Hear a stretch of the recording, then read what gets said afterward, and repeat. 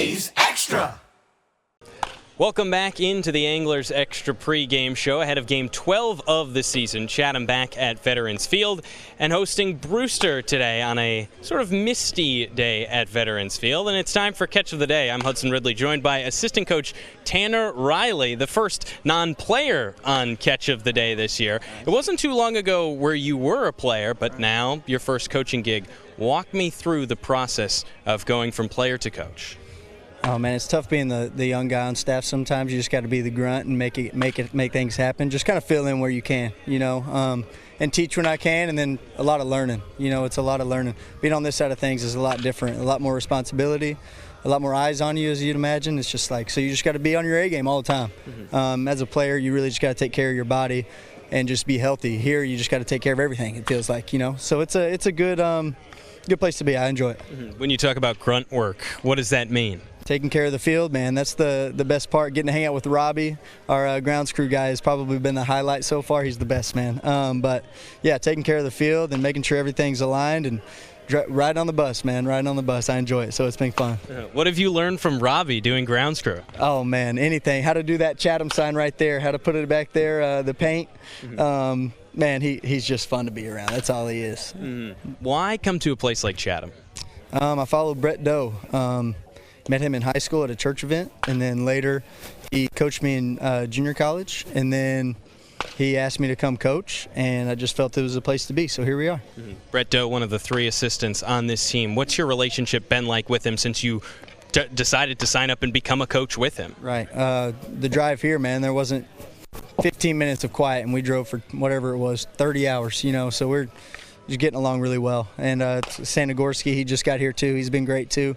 And then being under Dennis and Jay has just been all of them. Every one of them have been great. But me and Brett it's cool. We're awesome. I like being around them. Are there things you learned from Brett when you were a player that you tell players now? Actually, the first thing that comes to mind, I was always really quick on the mound. I'm working really quick. Just slow down, get a rhythm, have something you do before each pitch. So I became like a weirdo. I'm like doing this, doing that. I'm like, okay, now I got my rhythm. So that's one of the things he taught me on the mound was, hey, just be you, just do your thing. So.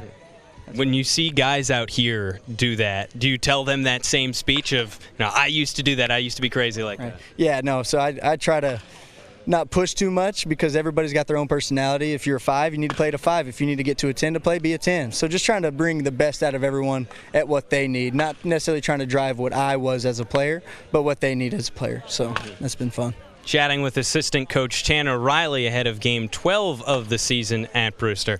Tanner, when you go from player to coach, there are a lot of people that kind of look down sometimes as it's the end of the playing career, and there's not a lot of people that talk about the excitement.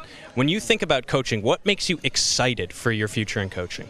Man, just seeing kids light up when something you try to tell them works and they buy in, just seeing their eyes light up like, oh, there it is, man. There's not a moment like that in playing, so it's kind of like you said, it looks like the tunnel's dark when you're done playing, and there is light at the end of the tunnel coaching, and it's just been so much fun, and it's all I've ever wanted to do, so here we are. Mm-hmm. Has there been a moment like that early in this season where you saw that light go up for someone? Yeah, there's been a couple pitchers that I've been working with on mechanic-wise and just how their brain's working on the mound, so it's been awesome just to work with them and then go out to the field and be like, man, I was working on this and this felt great. I'm just like, great, that's awesome. I'd love to hear it. Mm-hmm. So now that you have gig 1 under your belt, there's still a long way to go. Yeah. But when you look down the tunnel, what's the dream?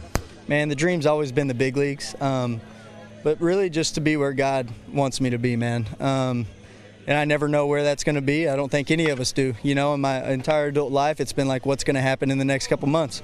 So just trying to put it on God, man, and just try to get myself out of the way, my ego out of the way, and be where God wants me to be. Mm-hmm. And now that's led you to Chatham. For your first year in Chatham, what do you hope to get out of this?